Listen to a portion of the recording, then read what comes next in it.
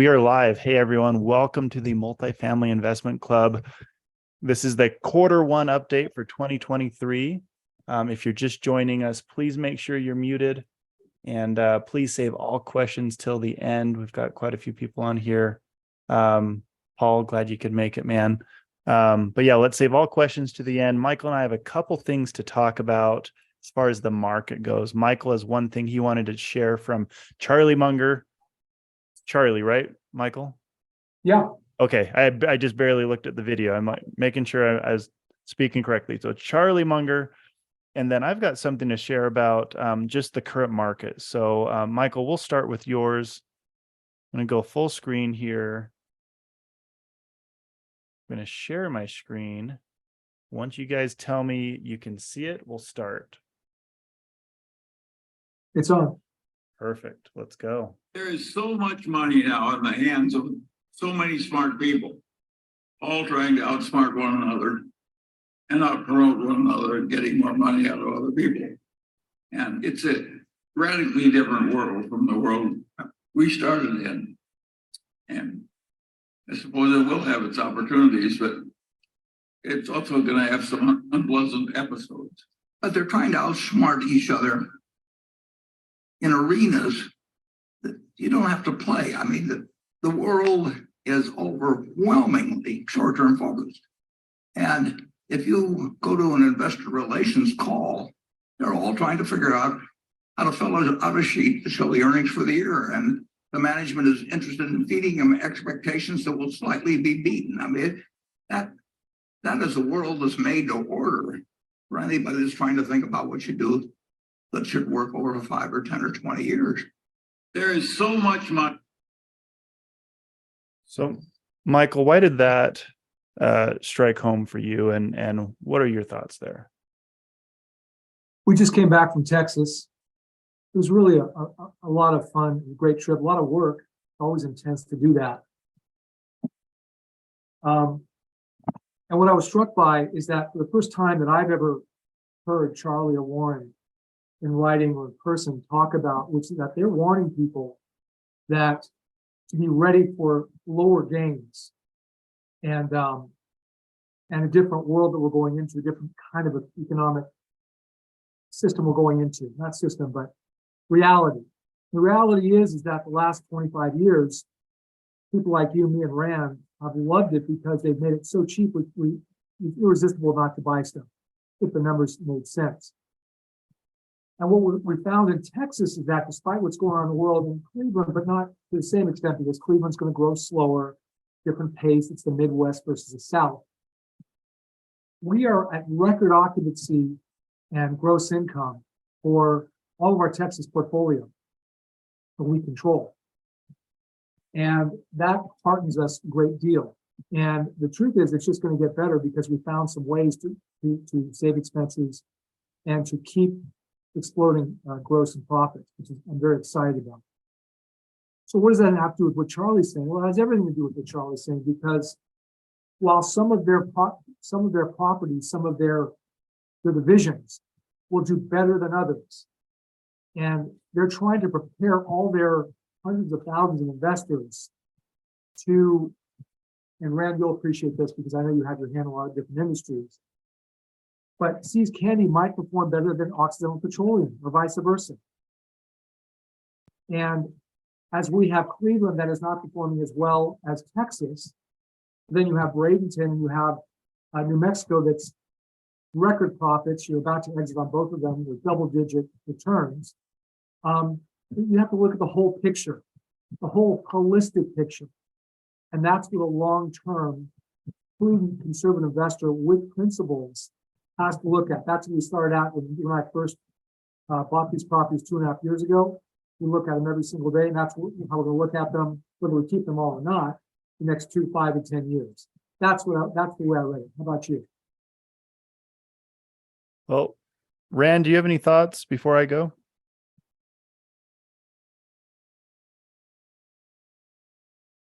You're on mute, Rand.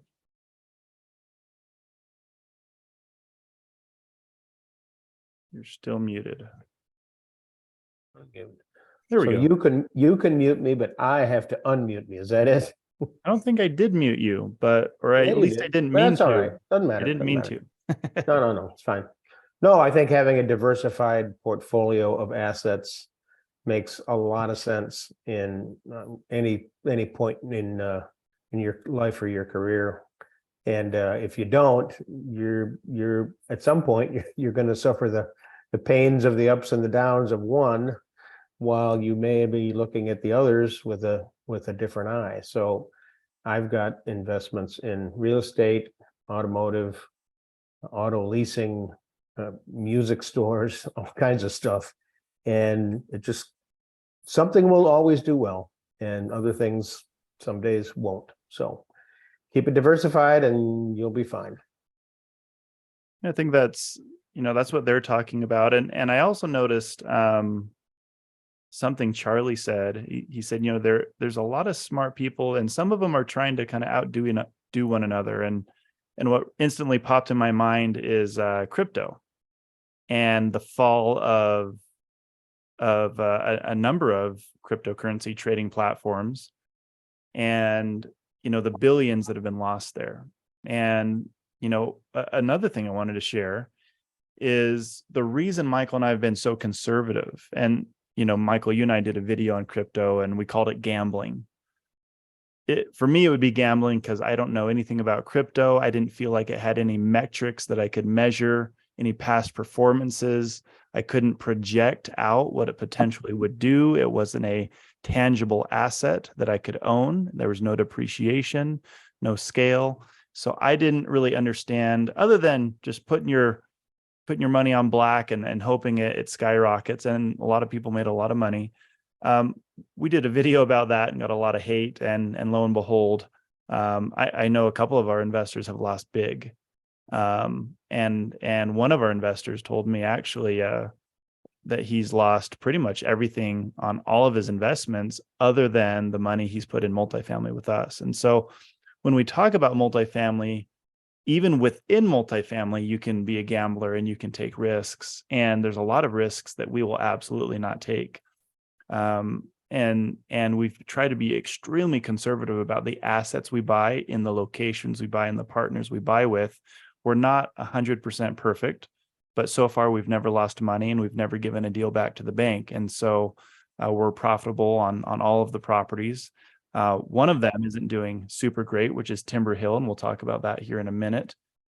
It's still up in value compared to where we bought it, because we bought it very well, and thank goodness it was a conservative deal, because that one's really struggled. But I wanted to show you guys really what's happening in the market, and this is just a snapshot of what's going on. And I never want to be doom and gloom, but I do want to provide valuable information. This is one of many instances that is going on right now.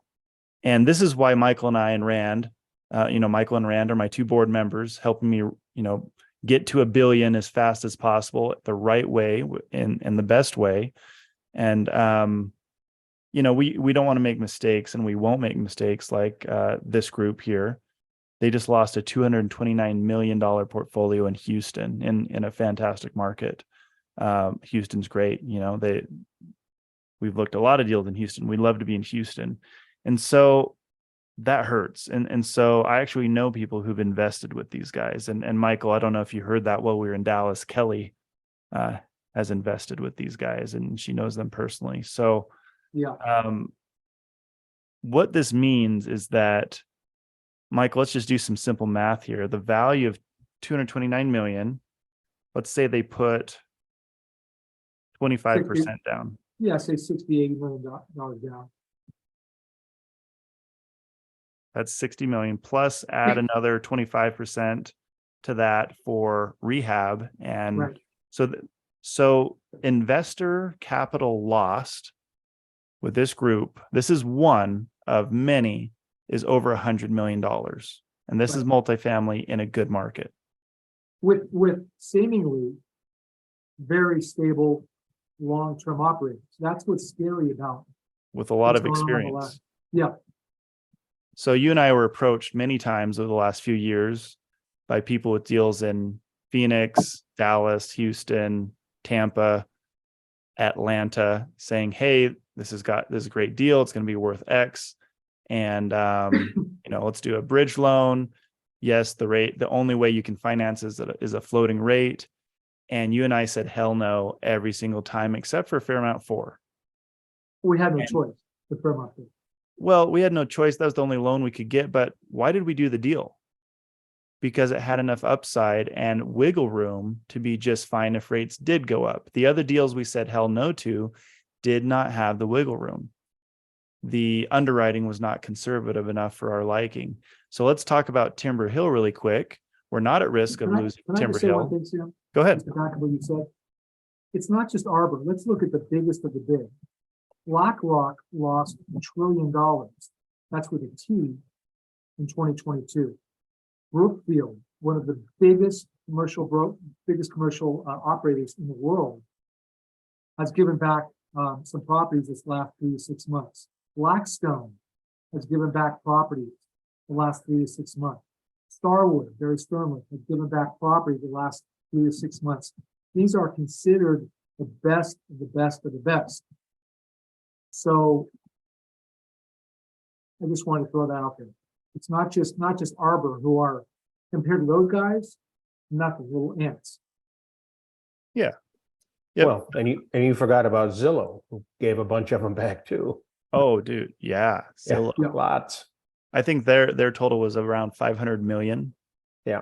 Capital lost. They were playing the gambling game of real estate, which is roll the dice, hope that in 6 months to a year, the property you bought is worth more than you bought it for good return. And we'll never do that. We'll only buy properties that'll cash flow. And we've always had a recession test that it had to pass. Now, I wanted to start with a property update of Timber Hill. And this is a painful one, to be honest. We are the junior partners on this property, and it should have been our best purchase to date. 3-year-old property.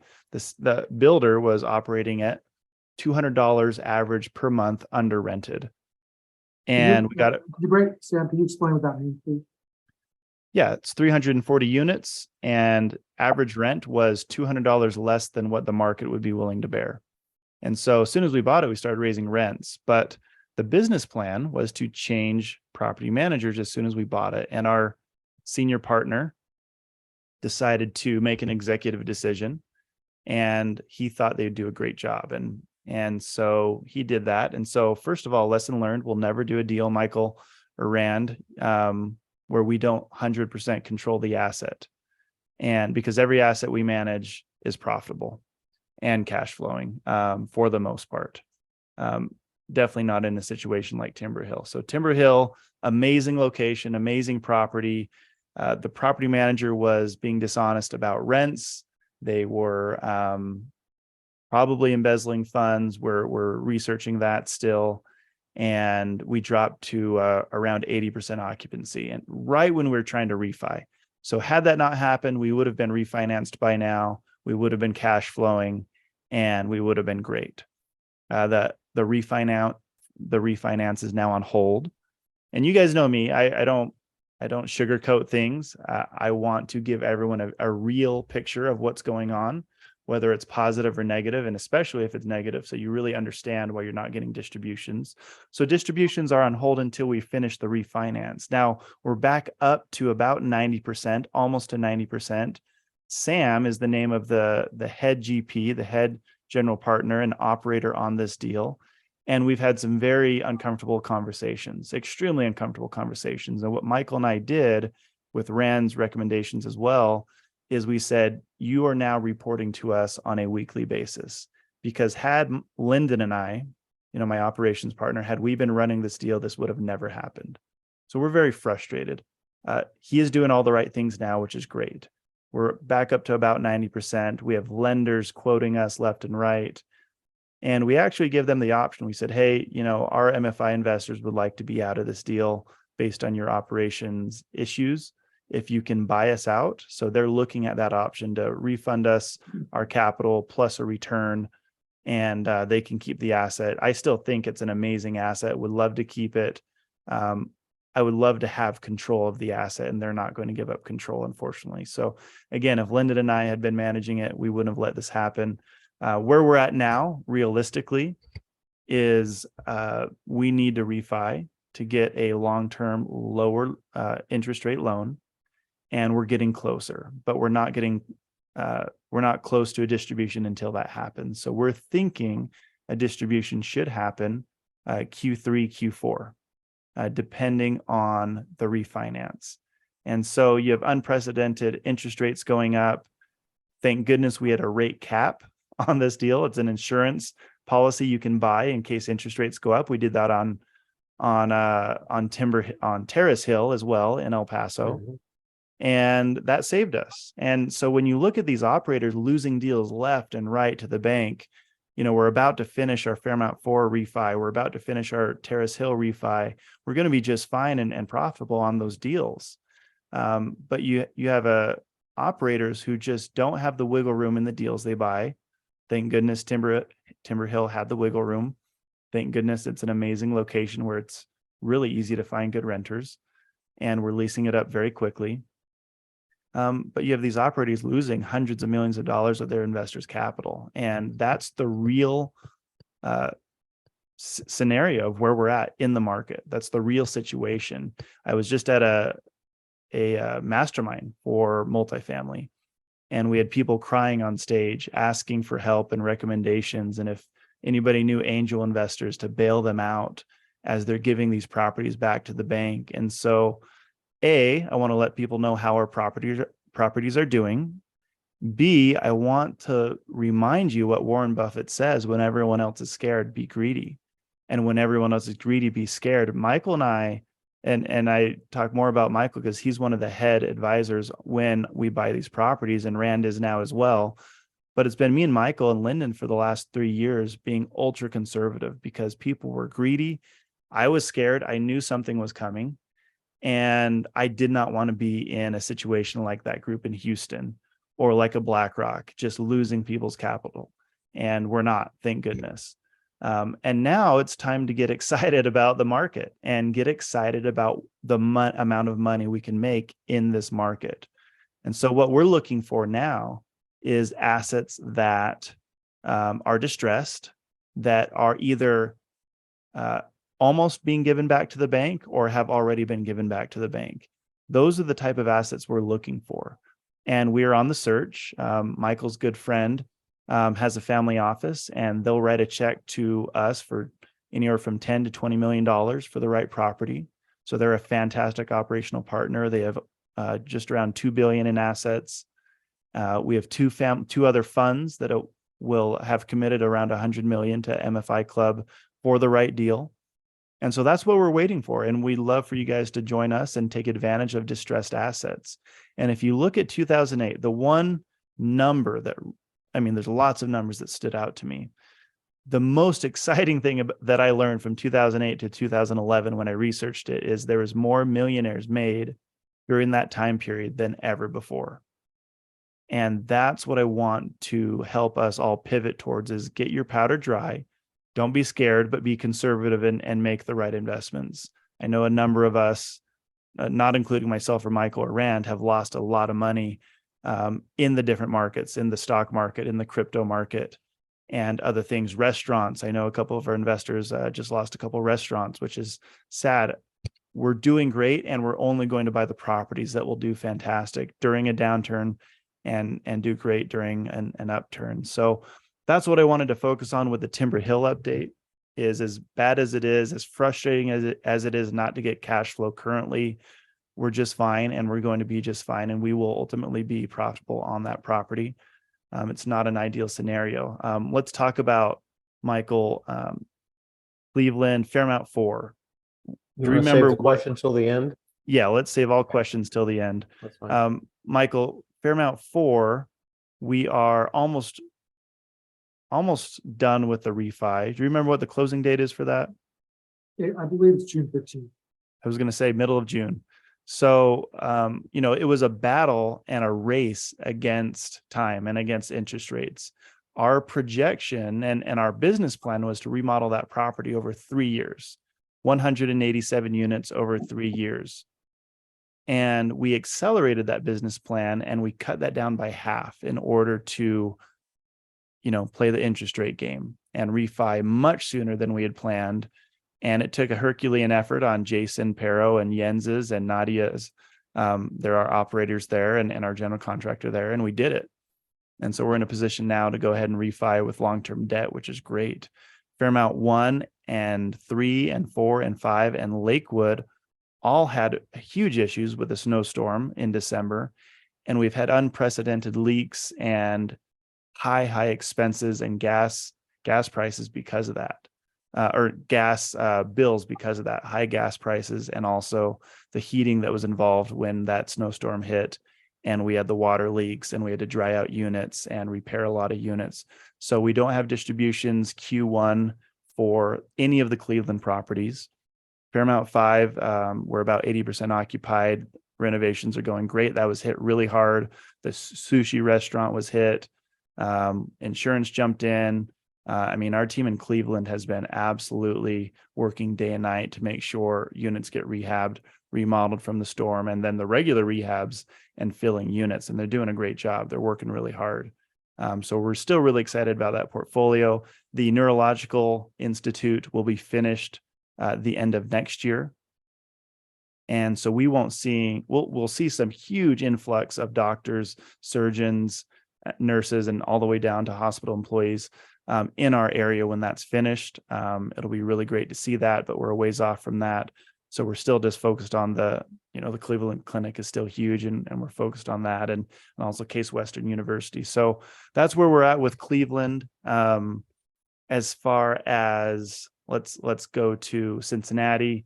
We're Can I doing just great say one there. thing, Sam? What's that? I just want to say one thing. I just got Sure. the F1 numbers for April, and they're looking much better. Occupancy is back up to normal. Utilities are not down as much as we like them, but, and I haven't seen the final numbers yet, but I just got the numbers from Daniel, and there is good cash flow, which is good. So I just wanted to mention that. So as we get into That's summer, huge. that's going to improve quite a bit. So Q2 is not going to look anything like Q1. Yep, it'll be a lot better. We also had, we're negotiating right now, or trying to negotiate a lower real estate tax payment with the school board. That crushed us. They jacked it way up. So still very positive situation. Cash flow will happen this year with the Cleveland properties. We had an occupancy and really high expense scenario this winter, but we're still positive cash flow, which is great. Michael, I did remember that Jason said he's turning off the boilers officially for springtime. That'll cut our costs way down, which will be nice, and occupancy is up. So as far as Albuquerque goes, we are under contract, should close around June 5th. And the price we have locked in right now, we're hitting right around 20% per year returns for our investors. And I'm excited about that. That's fun, especially in this environment where most of our investors are rolling out of that deal into our Ogden, Utah deal, which we closed on in January. We left about $1 million open for people because we knew we were selling at least 2 of our properties. So we have some capital left. Rand, you're in that one. Michael, you're on the GP on that one, obviously, and helping us manage that one. And so we're excited to be moving forward on that one. And what will happen with Albuquerque, we will send your capital back to you. A lot of investors have asked, can we just send the money through to Ogden? And unfortunately, I cannot do that. So it'll take you one extra wire, but I'll wire you your returns. We'll celebrate, say congratulations, and then you'll turn around and just wire your money back, but to a different bank account for the Ogden deal. So like I said, I think almost all of our investors are doing that. Then on the Florida deal, we did fall out of contract. Rand, I didn't update you on this. The buyer, his financing came back just crazy, out of control. And we struggled to finance this deal when we bought it as well. And so we understood that. We have 2 more LOIs on it. The highest one that we countered, they're a really good buyer. And we are at 18% per year return with the offer that they currently submitted. And so with that one, it's cash flowing so well, the broker knows we're not motivated to sell it. We're at the point where we finished most of the remodel. We still have a number of units we can remodel, but we're hitting 6% plus cash flow on that deal. So there's really no reason to sell. We're not motivated sellers at all. We'd like to take advantage of the market, give our investors a win, and have capital ready to buy this Ogden deal and other deals. But we're not motivated sellers on that one. So if these buyers don't respond in the next few days with our counter and accept that, we're just going to keep it, try again, probably in Q3 to sell it, or just wait till next year. So that's where we're at in Florida with the Tampa property. Let's go to El Paso, Michael. In this investor update, guys, I'll send this out here after this call because I'll link this call to it. You guys will see videos of me and Michael walking around El Paso. We changed the manager in March. So March 1st, we hired a new manager for the Desert Peaks property. Michael, you're 82% owner of that one? 81, sorry. We've got, I think 4.5 million. We've got too many numbers thrown around. I should have it up, but you've got millions in that deal. And it's been really fun to see how amazing this new property manager has turned this place around, how amazing of a job they've done. So they were the ones that have been managing Terrace Hill from day one. And we knew they were good. They do a great job on Terrace Hill, really no hiccups on Terrace Hill. It produces 6% every single month, and we love Terrace Hill. Desert Peaks has now been through 2 property managers, and we are at 95% occupancy, Michael, trending to 96. We're 90, almost 94. We'll be at 95 by the end of the month, and then. Oh, I thought we Maybe leased one since we were there. We could be at 90. Yeah, I mean, if I'm not just sure. Going, 94, 95. It's going, whatever it is, it's going well. It's just, it's going really, really well. It's going really well. We have 2 on-site personnel now, plus our regional and on-site from Terrace Hill are helping out. And we got some really good news back from the bank. Our previous property manager, 2 property managers ago, had not processed a reimbursement correctly. So we had some extra funds as we were auditing our books. We found extra funds that were laying around. So that's always really exciting. We're still getting the buildings painted. And so now we have funds to continue the interior renovations. This Desert Peaks property, Michael, I mean, if you look at the amount of expenses since we bought it, it's similar to Cleveland with the volume of leaks and roof leaks and water heater leaks. And it's really hurt cash flow. So Wayne Howie asked me this week, he texted me, he said, hey, we thought this would be better cash flow. What's going on? Help me understand. It's a great question. While occupancy is 90% plus and has been, expenses just like Cleveland have been extremely high, lots of roof leaks. And this is stuff we all had inspected when we walked the roofs. So this is all stuff that we inspected. We had planned for a certain amount of unexpected repairs, and it's been about quadruple what we had planned for. So that cut into our renovation budget and has cut into cash flow quite a bit, unfortunately. So that's where we're at there. Michael, anything to add to the Desert Peaks update or anything you liked or didn't like when you were there last week? I liked everything. I'm very excited about Desert Peaks. It's going to be, it's had its ups and downs, but it's going to be one of our better performing properties, not even a question. I also asked our maintenance crew, if there was any way that we could reduce expenses on turns. Out of the blue, this guy, who's a total rock star, military guy, wonderful guy, Danny, said, well, what about we can always take from the university, we can get students the trade there. school. Trade school, we get it for $8 an hour, we can train them. I said, stop. So what will that translate to? Well, the bottom line is going to translate to 30 to 50% in savings for our turns. So after that conversation, we are now across the board. We did it in Dallas as well, had a conversation with our managers there, having a conversation with our managers here with Cleveland. across the board, we're going to start tapping the trade schools in every city that we're in to really reduce the expenses of these turns, which I think is going to make, it'll go right to our bottom line. I think it's going to make a great difference. So you Yeah. never know what's going to come up on the trips. That's why you have, this is one thing that we've learned. You have to go to see these properties. Grant Cardone, Blackstone, all these people, they don't go see these properties. They don't go actually talk to the managers. They don't, we actually spoke with the tenants. We had 10 appreciations wherever we went, you know, candy and cakes and soft drinks and you know, all sorts Walking of their foods. units, letting them tell Walking us what they units. like about or don't like the property. We had tenants come to the clubhouse and tell them, we asked them, why are you living here? What do you like about it? What don't you like about it? Nobody does that. Nobody does that, but that's the way you find out what's going on with your property, the good and the bad. And if something's going sideways, you can find out how to fix that. Anyway, long story short, it was an extremely positive and very enlightening trip.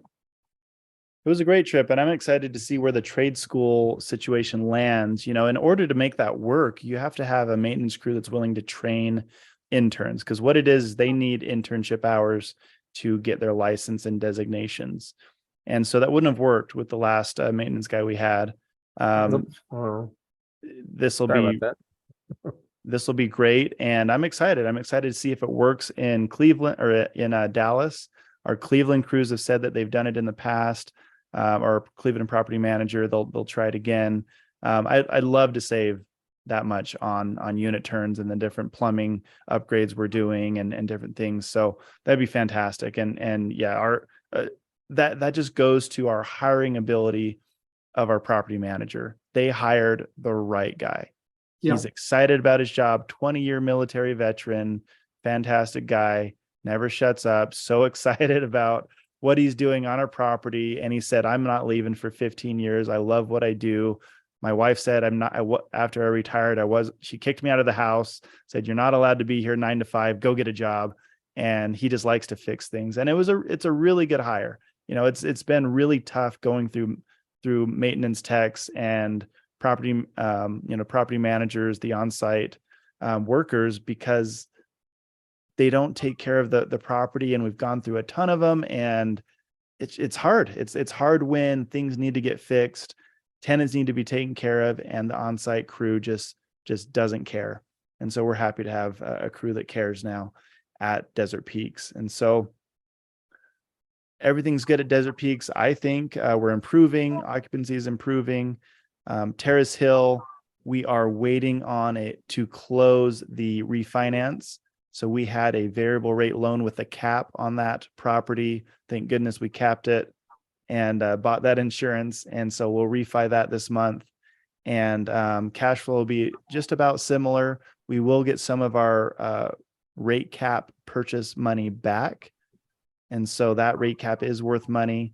We will hold that back for repairs. So we do need to finish the retaining wall. Michael, an update on that, and Rand, I'm sure you'll find this hilarious based on your issues with insurance. The insurance company, so when we bought the property, there was a retaining wall issue. There was already a claim submitted, and the seller said, okay, we give you the rights to the claim. And that was part of the contract. And the insurance company said, fine, get a quote and we'll pay you the money to fix it, minus the deductible. So we got a quote. A year later, they're saying they already paid the money. So first of all, they sent people out to inspect it, compare quotes. Now they're playing games saying, no, we already paid the seller. We can't pay for this.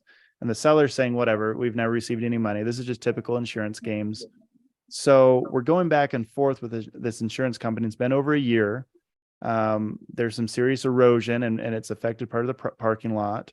We may just have to pay for this retaining wall ourselves. And thank goodness we've got capital set aside to do so. Sam, would you give them the numbers on the cap reimbursement? It's pretty large.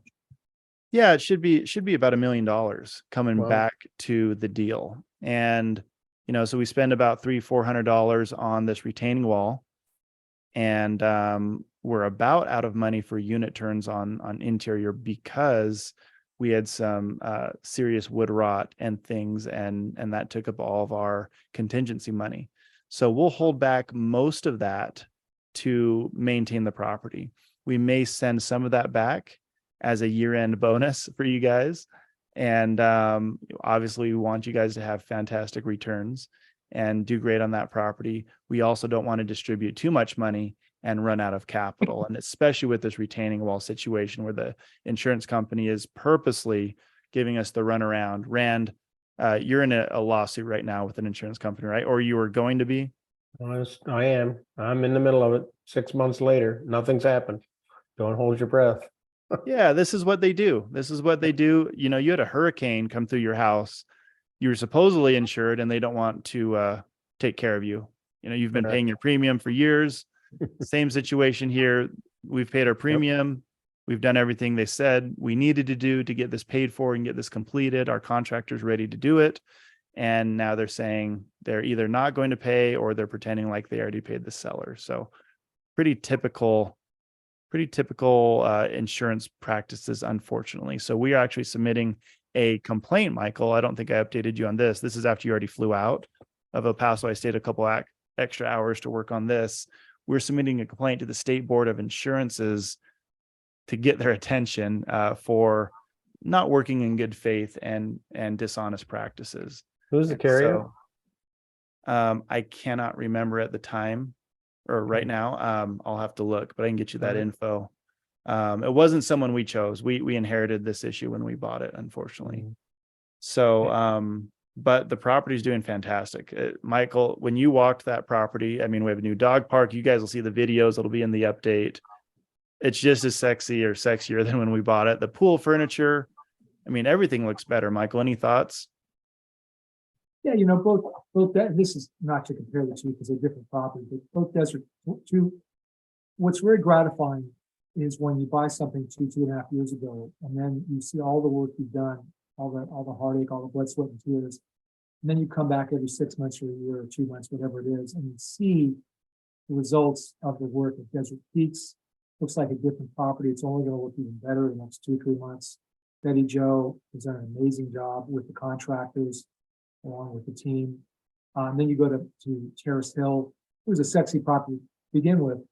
Now it looks even more beautiful. It's like walking through a park.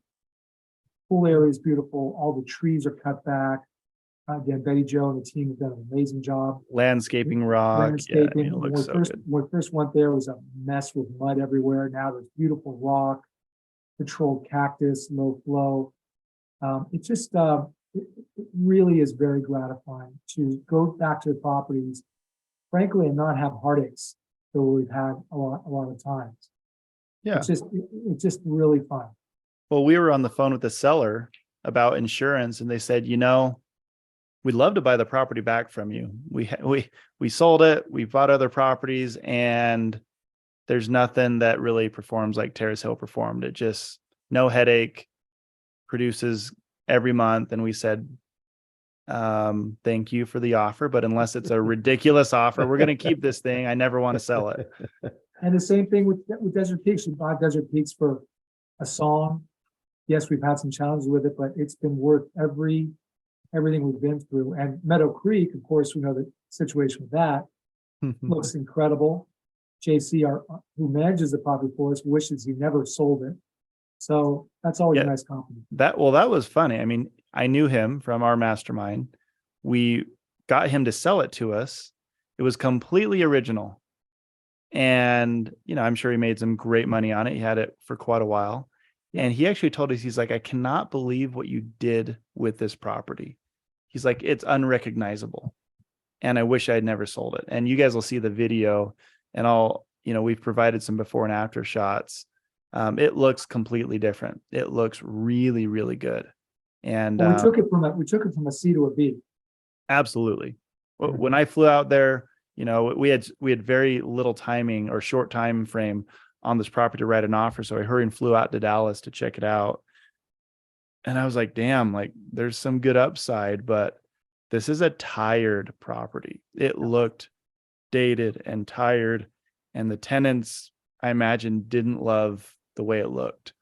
And now you have people saying, I love this place. I never want to move. And so we haven't even raised rents that much. and it's allowed a lot of people to stay. And so they've been able to receive the benefit of completely new paint job, new roofs, new parking lots.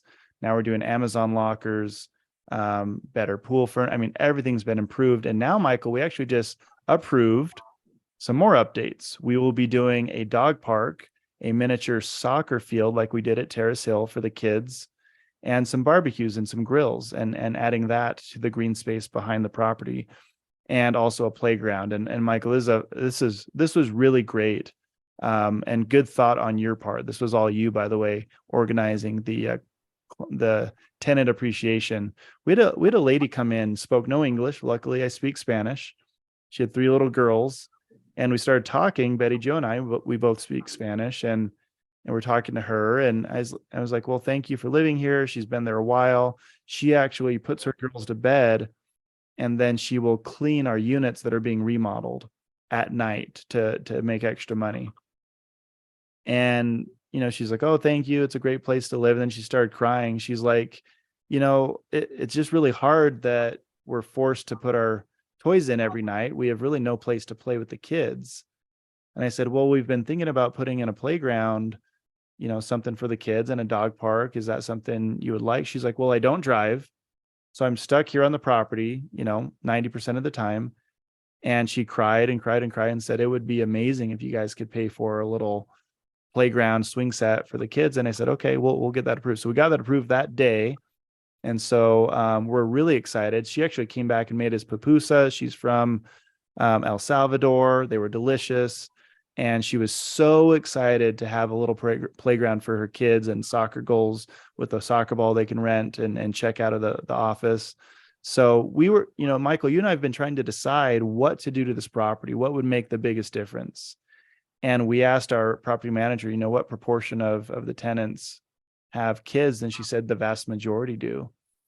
And we kind of took a vote, and we asked the tenants, we asked the property managers, and I'm glad we did, because we were considering other things, other upgrades to benefit the tenants. And I don't know, through a lot of happy tears, this lady's really excited to have a playground, and excited that we were there to listen and make some positive changes for her.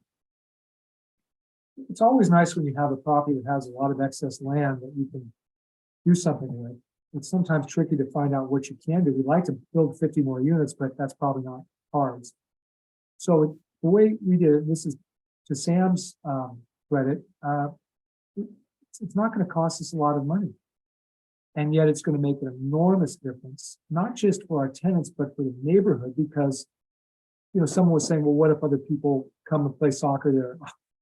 Great. All of a sudden now we're the only property that has soccer and the kids, all these different things, and it could be a feeder for more tenants. So everybody wins. Absolutely. Well, let's open things up to questions. Paul, I know you've been waiting patiently. No questions? None off the top of my head. I might come up with some. Okay, we've got David on here as well, Peter, and then one other person. Anybody else have any questions? If not, we've got I have a few. actually. Yeah, go ahead, wait. Rand. Well, I can wait if you want me to. No, go ahead. So with respect to Timber Hills, Timber Hills, that's the one in San Antonio that's. Yep. Who are the lenders you're trying to refi with? Do you know? Yeah, we have quite a few. Arbor has a loan program out for, typically lenders want 90 days of 90% occupancy as a track record. Right. And then I don't know if I told you, Michael, but Mark, who's doing our Cleveland refi, I connected him with the property and with Sam. Yeah, that's great. Oh yeah, you were on the email, right? Yeah. So they both have programs that will do a 90-30, so 90% occupancy for 30 days. And so they're both looking at the deal. We also requested, because this property is in a fund with Dreamstone, we said, Dreamstone, why don't you just buy us out? And so they are actually looking at leveraging some development land they own within the fund to buy us all out of that deal. Mm-hmm. And I would be happy to be out of that deal, basically because I do not You don't control the action. I don't That's hard. control it. And we've worked with Steve Breton in the past. He's fantastic, He's our partner in conservative. Terrace Hills. He's our partners on Terrace Hill, but we control Terrace Hill. We run Terrace Hill. Mhm. We were under the impression that he was going to run San Antonio, and it turns out his partner, Sam, really took control and cut everyone out, which is unfortunate. He's doing the right thing now, but it's would be happy to be out of the deal. That's our first option. Second option is one of these banks will refi. We're working with all the biggest banks, Rand. We're getting as many different options we possibly can.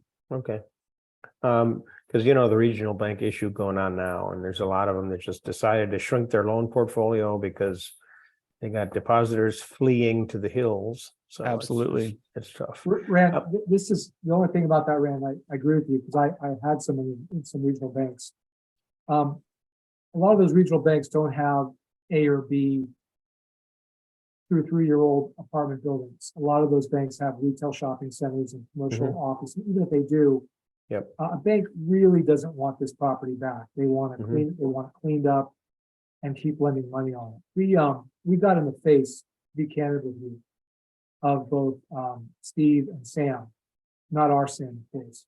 Yeah. And said, if you dare, and I didn't do this, Sam did on our behalf. If you dare try to undercut us or sell this at anything at a loss of any kind, we will tie you up to the end of time. You will not be able to do that. So don't even consider that as a possibility. So I just want, we got weren't very ugly.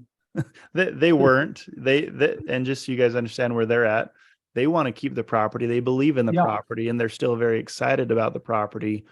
But Michael and I wanted to be sure. And so we sent out a very clear email that said, under no circumstance will we take a loss on this property. And thank goodness it's in a fund with other assets. I mean, that's our saving grace. And thank goodness it's a conservative deal. And so the lenders love the property.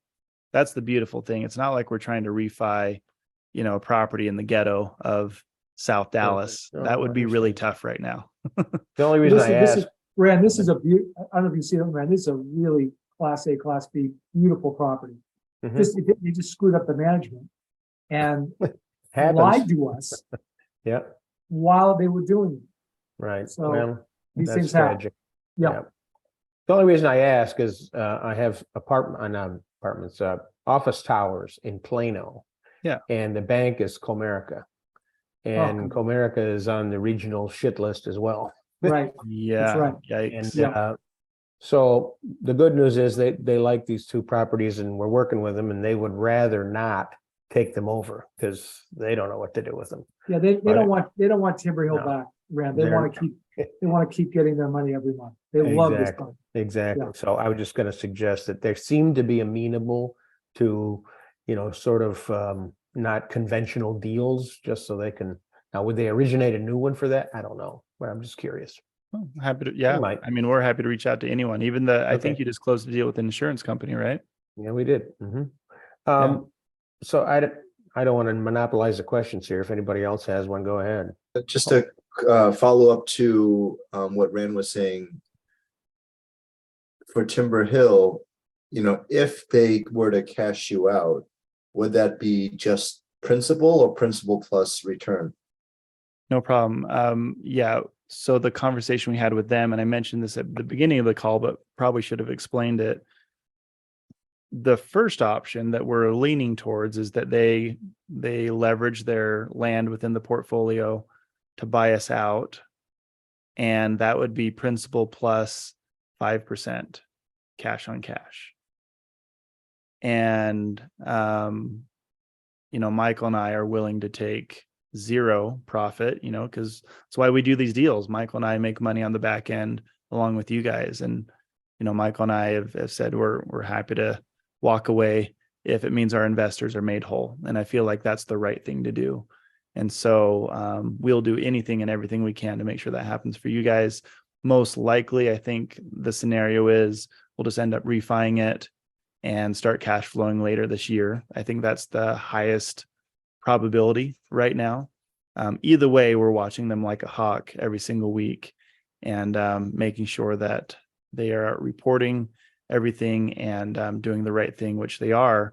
They're spending a huge amount of time there. They've brought employees from out of state to the property to help the property manager. We have also connected them with our favorite property manager, which is Disrupt, and our other favorite property manager which is FPI. Both of them are giving them options as well to help take over that property and continue getting occupancy up to 95 to 97% where it should be. Mhm. Paul, just to be clear, and I don't want to speak for you, Sam, but I'll try to. We don't want to sell this property. We don't even want to be cashed out. If they can turn this around in a timely manner and start distributing money, we would be ecstatic to keep this property because it's a beautiful property. Well, Great let me location. be more clear than that, Michael. A year Yeah. ago, I was hoping to buy an asset and I actually told my team to target new builds from builders that really didn't know what they had or were operating it poorly. And lo and behold, came along Timber Hill, and I said, guys, this is exactly what I've been looking for. Right. And Steve brought it to you brought it to me, and we brought it to our investors. And it's the exact deal I was hoping to find. A builder that built it pre giant jump in prices. So he built it for a low basis, was not operating it super well. So his rents were under market, and he was about to make an insane amount of money, millions upon millions. So he sold it to us for a price that he could have gotten a lot more, 68.8 million. It probably should have sold for close to 75 to 80 million. But they didn't do an amazing job marketing it. He didn't do a good job getting it ready to sell. He should have raised his rents before he sold, had a better story to tell. But it was the exact scenario of something I wanted to buy. And so, no, I don't want to sell this asset. When I've toured it multiple times, been there multiple times, love the property. It's a management issue, and we'd love to take control, me and Lyndon, and run it the way we run things, with high accountability, with weekly calls and surprise visits and whatnot. But that's not going to happen. So we would accept a cash out if they give it to us. So from my own understanding, is it a management issue with the management company or a management issue with Dreamstone? Yes. Both. So Oh. clear picture. Unlike your camera, Paul, it's not very clear today for some reason. Yeah, it's a Dreamstone's senior partner is Sam, and he is the head GP. And so what was supposed to happen is he was supposed to let Dreamstone operate this property, which is what we agreed to as junior GPs. Michael and I and Lyndon are junior GP members, which means we don't get to make the decisions. However, we were told we got to participate and help. And what ended up happening is we did not get to participate and help. Dreamstone did not get to participate and help. Their general partner, the head general partner, Sam, took control and made some really poor decisions. And when I visited the property August of last year, it had already been 3-4 months of bad property management. I said, guys, these guys are terrible. We need to fire them. And Steve agreed. Dreamstone agreed. And Sam did not. And he kept trying to work with them and get things figured out. And the property kept dropping and dropping. And we were also being told that we had leased units that ended up being vacant. They were corporate leases that they were not collecting on. They were not telling us. They were not reporting the cash flow correctly. So all of these things, again, had Dreamstone or MFI been managing it, we would have not let that happen.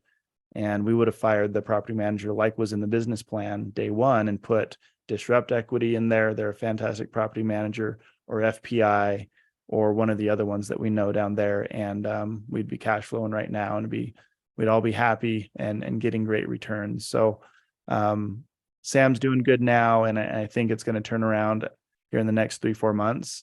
And that's the trend right now. It's doing much better than it was. But we've still got a long road ahead of us.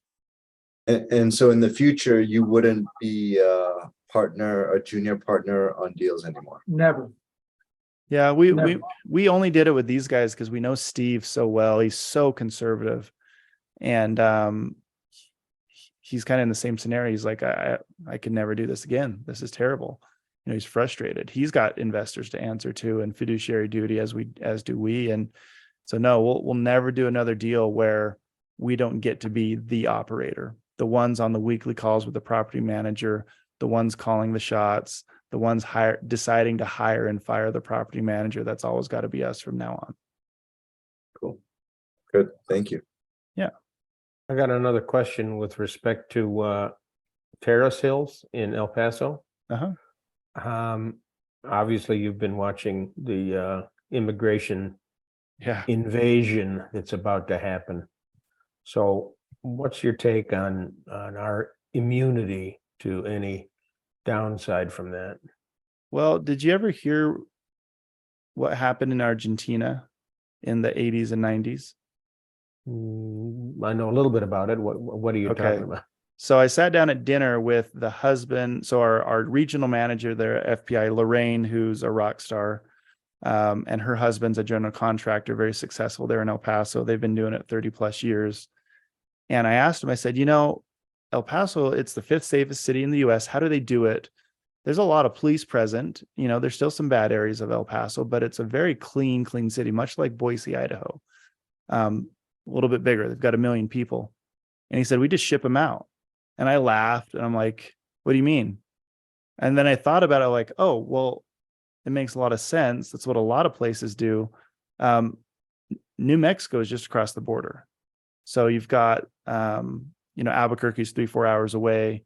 And then you've got, oh geez, I forgot the city that's right there. But, they literally just ship them out of there. They either deport them or they send them across the border. And New Mexico is an absolute chaos. It's not a good place to be.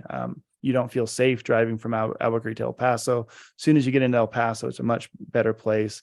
And so I kind of laughed, and that's what Argentina did. That's why I asked you that question. They either buried people out in the ditch or they shipped them to other countries, to all the drunks, all of the felons, all of the drug dealers. That's what Argentina did in the 90s. When cocaine production really got out of control, they just shipped them out of the country. Brand, do you know one of the biggest employers in the biggest building downtown? Do you know who that is? No. Starts with an F and ends with an I. And the middle letter is B. Yeah. So that's why I think El Paso is what, the 3rd or 4th safest city in the entire country.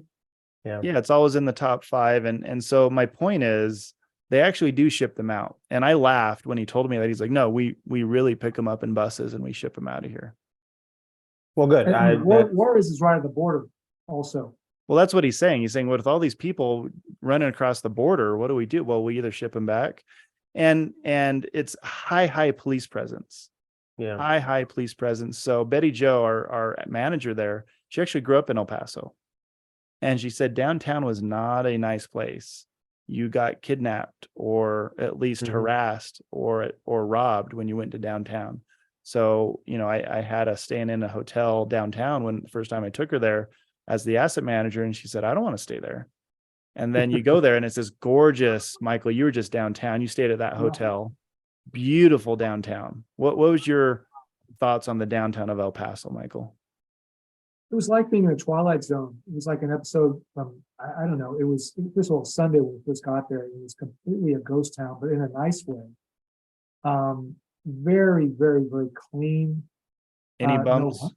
No homeless people. Order. There's a billionaire that is renovating some major properties. The hotel we stayed in, right across the street, with a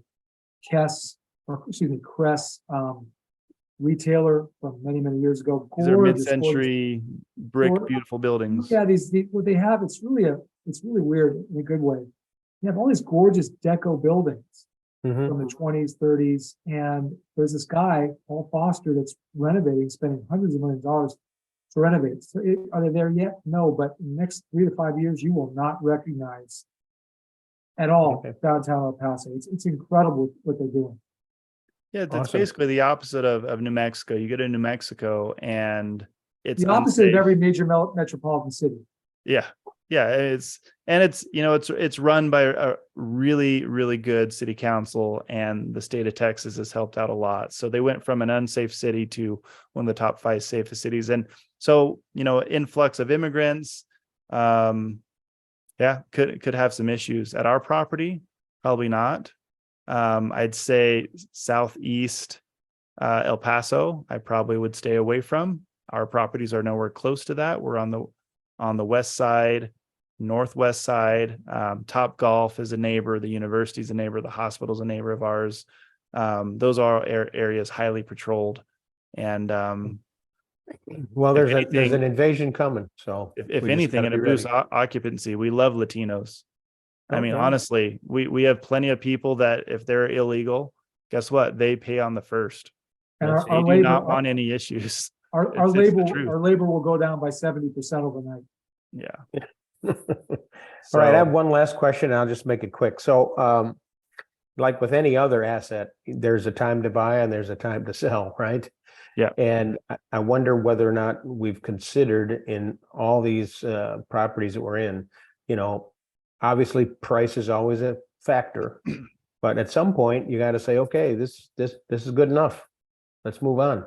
And I just Yeah. wonder if you have a magic formula in your head, like, gee, if we make 50%, we're out, or if we double our money in 2 years, we're out. And I've always found that you take the cookies when the plate is passed. And absolutely. okay, so as long as you have that in your head, and it's just not a hold forever, that'll be great. Well, Yeah, Two- and it's two not in things. my head. It's on a spreadsheet, Rand. We have a very specific goal But you for have a each target. property. You have a target, right? And Michael's been great about this. He asks, and it's actually now part of our process every quarter to ask for the broker's opinion of value and Good. shop it out to potential buyers. Mhm. So we actually made an announcement in January. Every property is for sale this year. We're not actually putting every property on the market, but our brokers know that every property is for sale for the right price. Perfect. And some properties will sell for this price Mhm. just to move on to better assets. Like Cleveland will accept some good returns in order to get to Texas and Florida where we can get great returns. Sure. If you look at a percentage basis, our average return per year will end up being 3 to 4% higher in Florida and Texas and New Mexico. Sunbelt, that's where all the sophisticated, experienced multifamily investors are focusing their efforts. Now we Okay. won't sell for 9-10% returns. That's just not Yeah, no, I something get we it. want to I do. get So our targets, if you look back at the OMs that we sent out, we're targeting 13-14+% per year returns. So that's our target. And but if you look at Meadow Creek or Desert Peaks, we're probably going to hold those a long time because and Terrace Hill, we'd have to get 20% per year plus returns to sell that property because of how well it produces cash flow. And looking forward, I'd rather take something like that and hold on to that than go into a deal that's unknown, because we know Terrace Hill is going to keep producing. Meadow Creek, Desert Peaks, they're going to keep producing. They have long-term loans. So every asset's for sale, Rand. That's a really good question. We look at it every single quarter. Okay. We have it in our spreadsheet. We know exactly if we sell for this price, what our average yearly returns are to our investors. And we're always looking at that. Here's Awesome. the other thing, Rand, as well, and you already know this. If rates, for whatever reason, go down dramatically the next 6 to 12 months, all of a sudden, because we've kept gross income going up a lot, we'd either consider selling because that would skyrocket the prices, or we just do refi. Keep the properties, refinance them, and buy more properties. So everything's always for sale, and we always are watching the circumstances to see what's best for us and our investor, period. That never changes 24/7. Perfect. It's just business, right? You get the right price. There's no romance in any of this. There you go. Perfect. Awesome. Paul, yes, we're going to be getting together for Mike Ferry. We're not doing a big investor dinner this year. We've got cash flow is struggling on a few of our properties. And so rather than take money to go take everyone to dinner and do these big dinners, we wanted to just watch the market, see where we're at. We're going to be going to lunch with you guys at Mike Ferry when we're there. We definitely want to be there and get some FaceTime with you guys, hang out.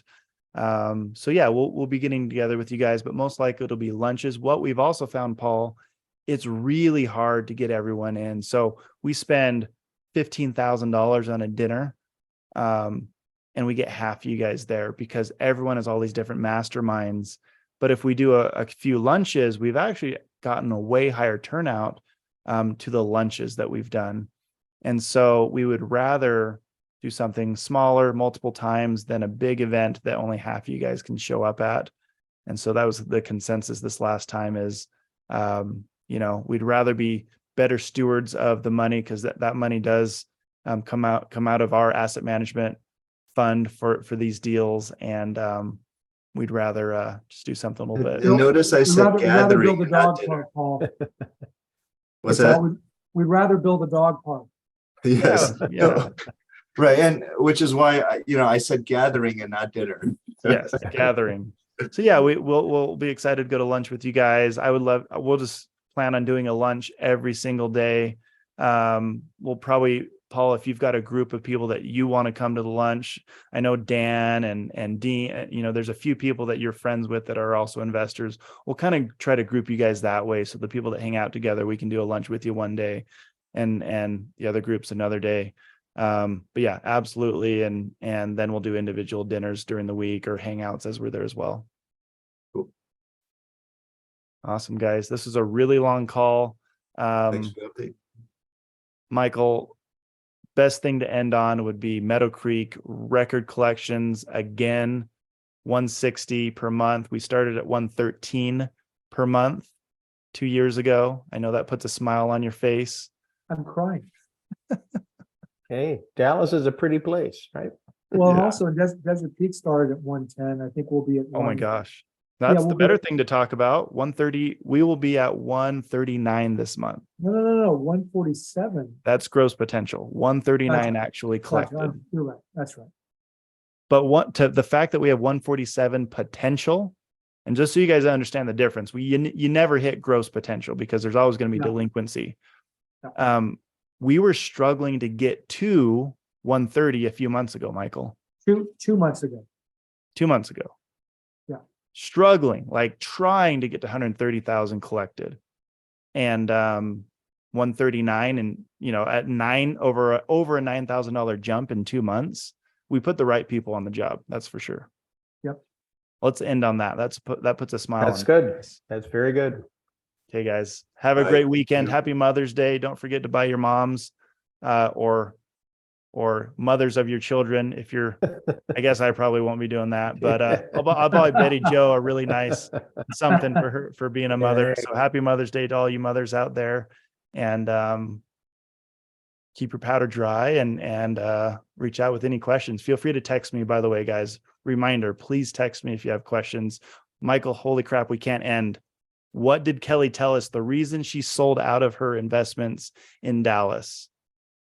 They requested financials, updates, emailed, called, Oh, could not even get a response from any of the general partners for the investments that they were in. so this is our manager, our actually part of the management team at Meadow Creek. We're sitting in the clubhouse, beautiful clubhouse, relaxing, having a nice conversation. Serious, but a good conversation. Out of the blue, she tells us that she can't believe that we fly 1,000 miles to come to our properties and actually one of the tenants said this. So we can't believe you actually fly out to ask us questions. We don't even know who the owners are. You actually want to know what could be improved on the property. So even our manager could believe and they manage a lot of property. He said no other owners do this. So it's Well, again, very hard. And the deal she invested in, she gave them a couple $100,000. Yeah. This was a few years ago, and Yeah. they just sold a few years later. But throughout the years that they had the property, she couldn't get a response from the management team to tell her how her investment was doing. Right. Well, And by the way, that's execution the is half same battle. group. By the way, that's the same group that just lost that portfolio in Houston. Well, there you have it, right? So So keep executing, guys. You're doing good. we're trying. Thanks, All righty. guys. Have a great Thanks, weekend. everybody. All right. Take See you care. soon.